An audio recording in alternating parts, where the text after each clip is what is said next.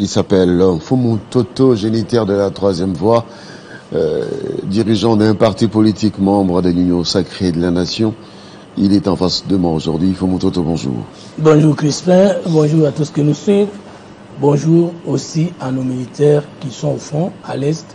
Et pourquoi pas à tous nos frères qui sont en conditions difficiles aujourd'hui à cause de guerres injustes. Avec vous, pour vous et à jamais. Fumu Toto, la situation de l'Est, la guerre que nous imposent les agresseurs, commence à prendre les dimensions plus ou moins clairement établies qu'il y a un complot qui s'est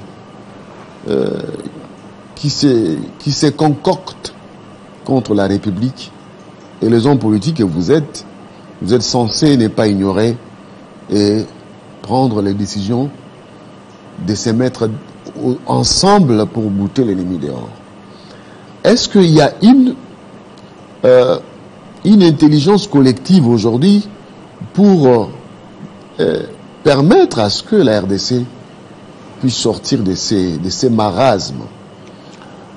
Merci beaucoup pour la question. Je suis leader de l'idéal patriote, parti politique de la troisième voie, rond de pensée, membre de l'Union sacrée. Oui, le complot international. Parce que je voudrais que je puisse parler comme politologue lors de cette émission, parce que j'ai comme l'impression qu'il y a beaucoup de confusion autour de la situation au Congo, et que j'aimerais parler comme politologue pour que j'essaie d'apporter ma modeste contribution sans nier mon appartenance à l'Union sacrée. D'abord, complot, il n'y en a pas. Et s'il y en a, quelle est la responsabilité personnelle des Congolais? Pourquoi on ne se complote pas contre le Rwanda? Pourquoi la communauté internationale ne complote pas contre le Nigeria? Pourquoi ne le fait-il pas contre la Chine et seulement contre le pays, le Congo? D'abord, un problème conceptuel. Nous avons un problème de maladie conceptuelle. Et lorsque les concepts ne sont pas clairement élucidés, je pense même que l'action posera problème et même l'organisation. Regardez. Nous-mêmes, notre gouvernement, nous-mêmes Congolais, notre opposition, notre société civile, nous utilisons déjà trois concepts confus. Nous utilisons les rebelles du M23 soutenus par le Rwanda. C'est déjà une confusion dans la communication. Les mêmes rebelles du M23 soutenus par le Rwanda, nous les appelons les agresseurs. Agresseurs rebelles, ça ne peut jamais être la même chose. Et nous disons les terroristes du M23. Par rapport au concept, nous jusque-là, une partie de notre pays occupé, nous n'avons pas encore clairement défini les statuts, les noms, la tribu, l'appellation exacte de notre agresseur, de notre ennemi. Si vous dites que si nous disons que ce sont des terroristes, on ne négocie jamais avec les terroristes. Parce qu'en fait, un terroriste n'a pas pour mission de venir renverser le pouvoir, occuper les postes. Il fait le sabotage sur la population, sur les édifices, sur les symboles d'État, pour convertir les gens à la haine, à quoi ce sont des extrémistes. Deux, si nous disons agresseur, un agresseur n'est pas un rebelle. La Charte des Nations Unies ou la résolution des Nations Unies définit l'agression comme usage de la force ou de tout autre moyen par un État, c'est par ses officiels, pour porter atteinte à la souveraineté, intégrité et indépendance nationale d'un autre État. Dès que nous disons les rebelles du M23 soutenus par le Rwanda, nous enlevons déjà aux yeux de la communauté internationale l'essence, aux oreilles de la communauté, l'essence du mot le Rwanda est agresseur.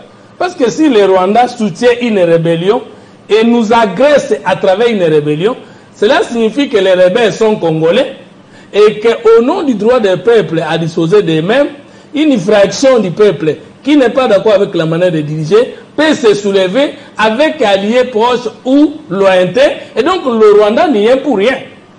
Et je pense que c'est ce qui fait retarder le Conseil de sécurité des Nations Unies pour identifier le Rwanda comme agresseur et en proposer des sanctions. Parce que l'agression est définie comme atteinte à la paix collective. Et il n'y a que le Conseil de sécurité des Nations Unies qui peut qualifier un fait d'agression en proposer des sanctions. Alors, lorsque les Américains pointent du doigt les Rwandais qui soutiennent qui soutiennent l'M23, pour vous, ça n'a pas de sens. Non, mais c'est déjà ça l'ambiguïté. Le Rwanda soutient l'M23. Ça signifie que ce n'est pas le Rwanda qui nous agresse directement. Ce sont des rebelles congolais qui combattent le régime et le Rwanda n'est qu'un soutien. Oh, ce n'est pas le cas. Allons-y dans le fait. Restons dans... Parce que l'opinion publique a besoin de comprendre ce qui se passe sur ce terrain avec avec des analyses des hommes comme vous. Mais lorsque l'État congolais achète les armes et que les transporteurs refusent d'amener ces armes en RDC avec la bénédiction de la communauté internationale, qui interdit qu'on puisse ramener les armes au Congo. Là, vous qualifiez ça comment? Mais c'est là le problème. Encore un problème conceptuel. Quand le ministre ayant les affaires étrangères, et je peux même la politique étrangère, dans ses attributions congolais dit, il y décrit, il y conteste, le Congolais est opposé à l'hypocrisie de la communauté internationale. Moi, je me suis senti malade. D'abord, la communauté internationale, c'est quoi? C'est l'ensemble d'acteurs internationaux ou internationaux qui ont des intérêts communs. Ce qui n'est pas à confondre avec la société internationale qui a des acteurs des relations internationales mais qui ont des intérêts divergents. Maintenant, est-ce qu'on peut dire que la communauté internationale dans son ensemble est contre le Congo? Non, ça ne se dit pas en relations internationales. Parce que la communauté internationale, c'est tous les pays du monde étant dans... Vous comprenez ma question. Les ténors, ne nous embrouillez pas dans les concepts. Non, ne partez pas. Attendez. Ici, attendez. Vous voulez que je répète ce que vous voulez? Non. Je sais que la communauté internationale est plurielle. Il y a la communauté internationale, il y a le groupe d'intérêt. Mais ceux qui ont un mot à dire interdisent. Merci. Vous comprenez, madame? J'arrive maintenant. Allez-y. Mais il faut qu'on ait ici de la confusion pour que les Congolais comprennent quel est le problème pour qu'ils se battent mieux. Pour mieux combattre l'ennemi, il faut le connaître, il faut connaître les problèmes. Parce que nous, au niveau de la troisième, disons, sur le problème mal posé, la bonne réponse est mauvaise. La communauté internationale dans son ensemble n'est pas contre le Congo. Le Kenya n'est pas contre le Congo. L'Angola n'est pas contre le Congo. Le président Lorenzo est en train de se battre bec-ongle pour que la paix revienne au Congo. Maintenant, quand on dit la communauté internationale contre le Congo, y compris nos amis, tous les pays du monde ne sont pas opposés au Congo. Ne lisent pas contre ceux-là qui sont, ceux-là qui interdisent. Merci.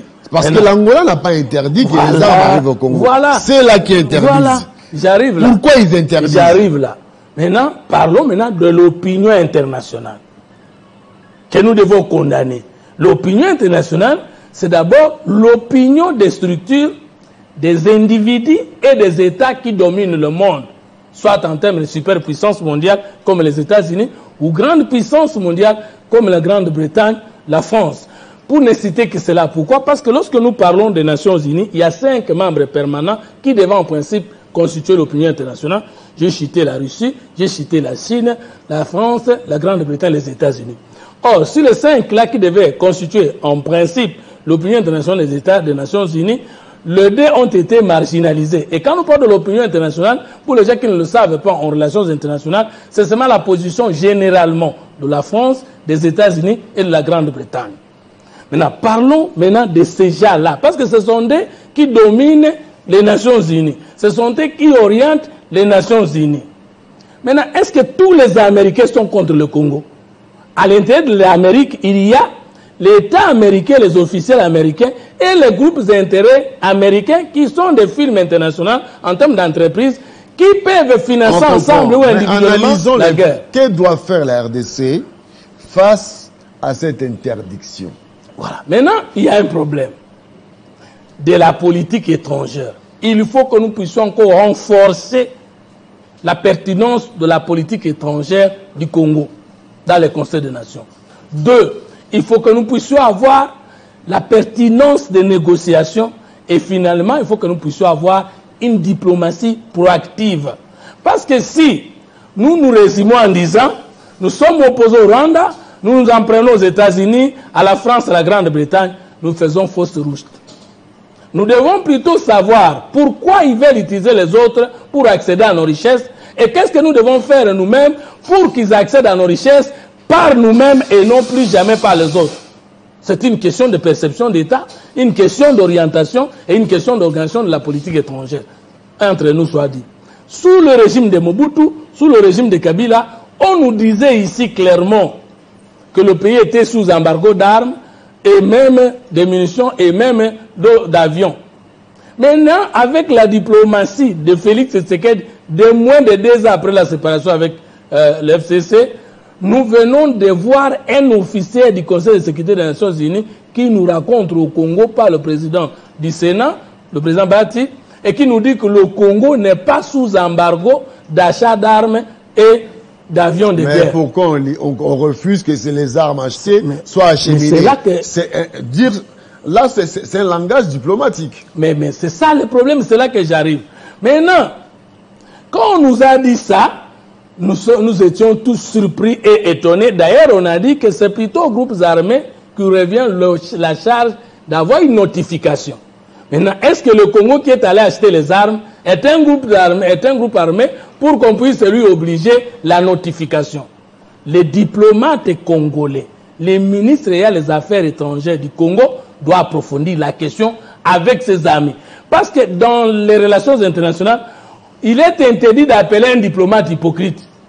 Parce que les diplomates manipulent une hypocrisie sacrée parce que le diplomate, c'est quelqu'un qui gère les relations entre des États. Dans cela, je vis les tweets où le ministre interdisait le marche de la population qui voulait s'élever contre cette décision d'interdire l'acheminement des armes en RDC. Il a raison. Pourquoi interdire le marche qui pouvait apporter un soutien populaire Le ministre a raison parce que la question est éminemment diplomatique et que ce n'est pas la marche qui va résoudre le problème. Le ministre a tort lui aussi de vouloir montrer qu'il s'agit de l'hypocrisie de la communauté internationale, alors qu'il s'agit là de l'art et de la science des relations internationales, qu'il faut savoir jouer. Qu'est-ce qu'il faut faire? Qu'est-ce qu'il faut faire? Il faut précision sur notre politique étrangère, il faut des fins négociateurs et il faut une diplomatie proactive. Parce que nous allons faire la guerre avec tout le monde. Ça signifie quoi? Lorsqu'on a acheté les armes là, les puissants du monde n'ont pas vu. Ils ont vu les armes achetées. Lorsqu'ils ont venu nous dire que votre pays n'est pas sous embargo, c'est une communication diplomatique qui garde les intérêts derrière. Mais pourquoi ça vient clocher? C'est à nous d'approfondir la réflexion et d'en proposer des conséquences diplomatiques. Ce n'est pas passer sur la rue, diaboliser. Non, nous allons faire fausse route.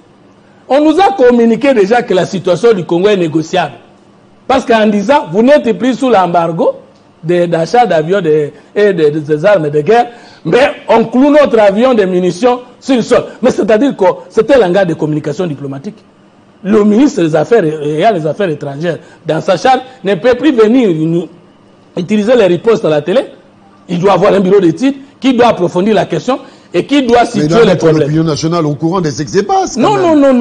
Je refuse de pas commettre l'opinion internationale au courant de ce qui se passe. L'opinion nationale. L'opinion nationale au courant de ce qui se passe. Les Congolais ont le droit de savoir ce qui se passe sur terrain.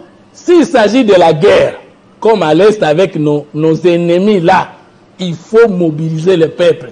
Mais s'il s'agit de guerres diplomatiques, qui sont des guerres de nerfs, des guerres d'esprit, là, il faut mettre l'intelligence nationale. Mais que dites-vous des comportements des Maliens qui ont fait face aux Français et qui ont décidé de leur sort? Doit-on nous comporter comme des personnes qui n'ont pas d'armes? Je n'aime pas prendre les agités, les contestataires comme modèle dans la situation diplomatique de mon pays. Le Mali n'est pas un modèle de civilisation quand même. Quelqu'un a dit l'émotion est nègre et la raison est Hélène. Est-ce que nous approfondissons?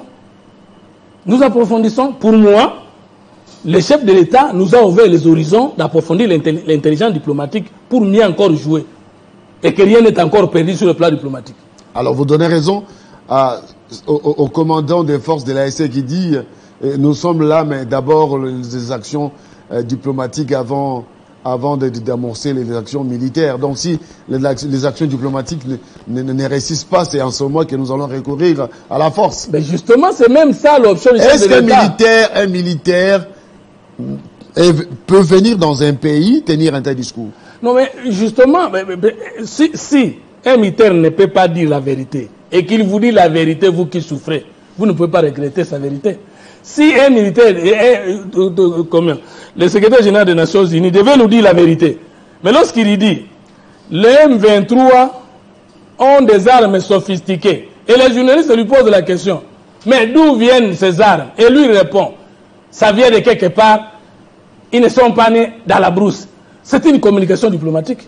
Est-ce que c'est à nous de condamner cette phrase ou c'est à nous de comprendre les non-dits à travers cette phrase et d'en proposer la réponse de l'intelligence nationale? C'est ça le problème. Nous voulons, peut-être j'ai introduit, vous ne m'avez pas bien compris. On ne peut pas s'interdire d'insulter ou de dire ce diplomate-là, il est hypocrite. Ça ne se dit pas. Parce qu'il s'est connu que quand il faut un peu de diplomatie. Crispin, j'ai bien compris. Vous l'avez déjà dit. Alors, ça veut dire quoi? Un diplomate, c'est un espion. Un diplomate, c'est chercher des intérêts de son pays auprès d'un autre État. Un diplomate, c'est celui qui ne vous dit jamais clairement il est venu chercher quoi chez vous. C'est celui qui vous dit toujours Toyo Kaname, Poazuayo. Alors, quand on dit Aïbinga Imakosinga, tout le monde va dire Oyebi diplomatie. Pourquoi nous plairons dans le Conseil des Nations alors que on est venu chacun chercher les intérêts de son pays? Les députés nationaux ont n'est-ce pas, adopté cette recommandation en refusant le dialogue, mais aussi l'intégration, le mixage, le brassage des rebelles dans notre armée. Et vous, dans tout cela, vous dites quoi? C'est un langage de communication politique. Pour moi, en tant que politologue, internationaliste et acteur politique, je ne me limite pas seulement à cette phrase. Je dois voir les dessous des cartes. C'est quoi les dessous des cartes? Les dessous des cartes, ça veut dire quoi? Si nous acceptons l'intégration des rebelles encore, parce que les M23 ne demandent même pas, ils n'ont même pas de revendications populaires. Parce qu'en fait, si c'est une rébellion, ça se réfère aux lois, aux valeurs du peuple, aux souffrances du peuple. Et ils disent trois choses. L'intégration de leur unité dans l'armée avec leur grade reçus dans la maison, dans la chambre. 2. L'intégration d'autres membres de leur organisation dans le gouvernement et les autres vont intégrer le... Alors maintenant, si nous acceptons ça, mais nous ouvrons la voie ouverte, la porte ouverte à qui? À tous ces fossoyeurs de la République qui veulent faire les affaires diplomatiquement au Congo. Pourquoi? Parce qu'aujourd'hui, ils vont venir, ils n'ont pas concouru aux élections pour dire qu'ils étaient déçus, et ils vont venir, ils n'ont jamais fait les débats contradictoires, et ils vont venir, ils ne seront plus élus, ils ne sont pas élus, ils seront des ministres. Nous allons voir celui qui avait tué les Congolais hier sur les roues de Kinshasa avec les cylindriques appelés Excellence. Quand vous voyez 80% de la classe politique congolaise, à part l'IDPS et quelques partis qui ont dit la non-violence, peu importe l'état que ça prendra, nous ne voulons pas le peuple. Mais tous ces seigneurs-là, tous ces excellences-là, tous ceux que nous appelons honorables au Parlement, ce sont ceux qui nous ont tués hier. Et vous voulez que nous puissions continuer, nous y rester à Kinshasa en train de faire les débats contradictoires, d'attendre le mandat, la fin du mandat, la législature, et que ceux qui prennent la mort des Congolais comme moyen pour faire la politique continuent à entrer dans les institutions. Je crois que c'est logique que nous puissions dire non, non, non. Alors, parce que nous allons tuer encore davantage, non seulement le processus électoral, mais surtout le processus démocratique. C'est une bonne communication politique. Alors, que faire maintenant pour fédérer tout le monde autour de l'idéal, c'est-à-dire la cohésion nationale, comme l'avait fait à l'époque Joseph Kabila, lors des concertations, vous étiez parmi les rapporteurs. Justement. On ne peut pas prendre de fausses solutions, les appliquer aux vrais problèmes. Les guerres de l'Est ne sont pas conjoncturelles, elles sont structurelles. Ça veut dire que ce sont des guerres qui ont existé avec Mobutu, avec Joseph Kabila et avec Tshisekedi. Ce ne sont pas des guerres qui sont provoquée par le mécontentement ou les frustrations des gens à cause des nominations de Tshisekedi ou de la gouvernance de Tshisekedi. C'est ça l'erreur. J'ai suivi mon frère Willy Boliou. On veut rééditer le mal comme solution pour le Congo. Les gens, ils pensent que l'unité ici, il faut que les chefs de l'État appellent, comme Joseph Kabila, aux concertations nationales auxquelles vous faites allusion, qui s'était suivi de quoi? D'un gouvernement de cohésion nationale. Et finalement, les guerres ont pris fin. Joseph Kabila a quitté le pays, il a laissé la partie de l'Est. 2013, le M23 était vaincu. Non, ils n'ont jamais été vaincus. Non, non. Comment ça? Ils n'ont jamais été vaincus. Comment ça? Mais le président Kabila, lorsqu'il quitte le pouvoir, combien de mouvements rebelles a tiré ça? Non, non, le M23 était vaincu. Mais M23 veut nous parlons du M23, nous ne parlons pas de groupes armés. Les groupes armés pullulent. Mais parmi ces groupes armés, pour les rebelles du M23 2013, c'était la victoire avec le colonel Mamadou de Resmemor, que vous connaissez. Mais raisonnons. La solution, c'était appeler tout le monde, partager les postes et donner le mixage et le brassage. Mais pourquoi, vous n'êtes pas d'accord. Si c'est ça la solution, pourquoi sont-ils encore rentrés faire la guerre? Vous n'êtes pas d'accord. Si moi les autres étaient ici au lac et consort. Pourquoi sont-ils rentrés? Si c'est rencontrer, partager les bités, partage équitable et équilibré, parce que tous nous voulons être au pouvoir, tout ça. Oui, si c'est ça la solution. Mais pourquoi depuis le Mobutu, les guerres continuent à l'Est? Alors, si la guerre nous est imposée par les films internationales américaines, britanniques, françaises, notre réunion ensemble autour de nos gouvernements, ça va résoudre quel problème? Mais là, vous ne pensez pas que l'unité nationale, le peuple qui se sent dans l'action menée par ses leaders doit soutenir cette action-là? Mais est-ce que vous ne voyez pas que les Congolais qui demandent l'unité en termes de dialogue et de partage de postes sont en train de véhiculer un message que les gens ne savent pas? C'est autre chose que ça. Voilà. Si le chef de l'État invite tous les Congolais sur la table. Non, ça sera... S'il vous plaît, non, j'ai compris. On va intervenir dans la création d'un gouvernement. Christian, donne-moi la chance de raisonner. Raisonnons ensemble. Les chefs appellent. Parce que tout le monde veut qu'il appelle. Il appelle. Il faut aller vite. Et il dit, OK, nous devons nous attendre. J'ouvre le gouvernement. Il ne va pas ouvrir l'Assemblée nationale et le Sénat. Il ne va pas ouvrir les assemblées provinciales. J'ouvre le gouvernement, vous entrez. Après, il n'y a plus guerre. Nous allons comprendre que c'était certains Congolais qui alimentaient ces guerres-là pour qu'une fois qu'ils ont ça à faire, ils laissent la guerre. Alors, pourquoi vous avez encore dit que c'est les Rwandais qui nous agressent? Parce que c'est vous-même qui utilisez les armes pour tuer vos propres frères, afin qu'on vous appelle à la table de négociation et dès que vous avez les postes. Et si les 23 n'a pas été vaincu, c'est parce qu'on a donné déjà aux gens des postes. Et lorsque la législative terminait, que les gens trouvaient que le seul moyen de revenir au poste, ça allait tuer encore les Congolais, ils sont allés. Pourquoi vous avez dit que les 23 étaient vaincus? Non. Les chefs de l'État peuvent être tentés par tout autre démon, sauf par les démons d'un dialogue, en vue d'un gouvernement, en fait de partager les postes et avoir la paix. Non. La paix au Congo viendra, de notre prise de conscience à notre dimension continentale. Un pays grand, des hommes petits. Le Congo a un problème d'hommes, d'équité et d'organisation. Il faut équiper les Congolais et aimer son pays, les patriotes. 2. Les chefs de l'État, pour la première fois de l'histoire de notre pays, a pris un décret-loi et ce décret a mis sur place la loi de programmation.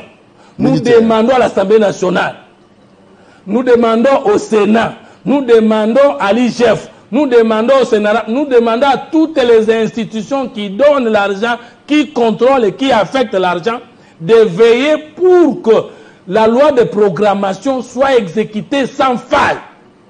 2.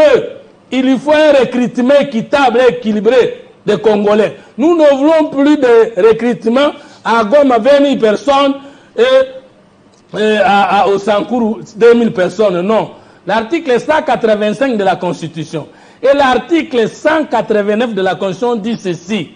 Les effectifs au sein de l'armée, que ce soit en grade, que ce soit en tout, doivent tenir compte des capacités, des moralités et de l'équité et équilibre entre provinces. Nous ne voulons plus un pays où il y a beaucoup de généraux, mais sortant d'un coin.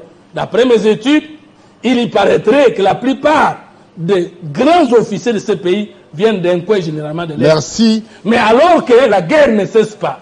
Troisième élément, parce qu'il y a des déplacés de guerre, j'appuie ce que le ministre des Affaires sociales et humanitaires a dit, que chaque Congolais mette sa petite main, sa grande main dans sa poche pour que nous puissions venir derrière le gouvernement contribuer sur la situation humanitaire de nos frères. 3. Pendant cette période, qu'on taise les questions d'opposition au pouvoir et que tous nous puissions parler et défendre le Congo derrière le commandant suprême. Parce qu'on ne peut pas être derrière l'armée et ne pas être derrière son commandant suprême qui est le chef de l'État. Merci beaucoup. Donc voilà ce que nous souhaitons. Le ministre des Affaires étrangères, Bakissa Moutouna Baninga, se plaindre. Merci beaucoup, merci beaucoup. Merci beaucoup.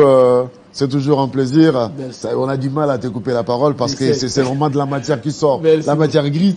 Voilà, on a compris beaucoup de choses ce matin. Merci d'avoir accepté l'invitation. C'est moi qui vous remercie parce que vous êtes égal à vous-même. Vous avez toujours...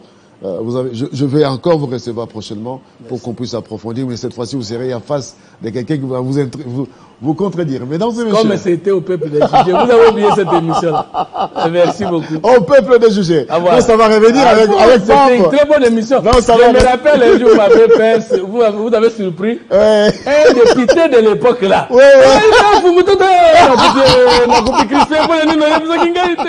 vous rappelez. Il faut bateau, c'est qu'il ne fait rien. Merci beaucoup. Mesdames et messieurs, une pause, on se retrouve.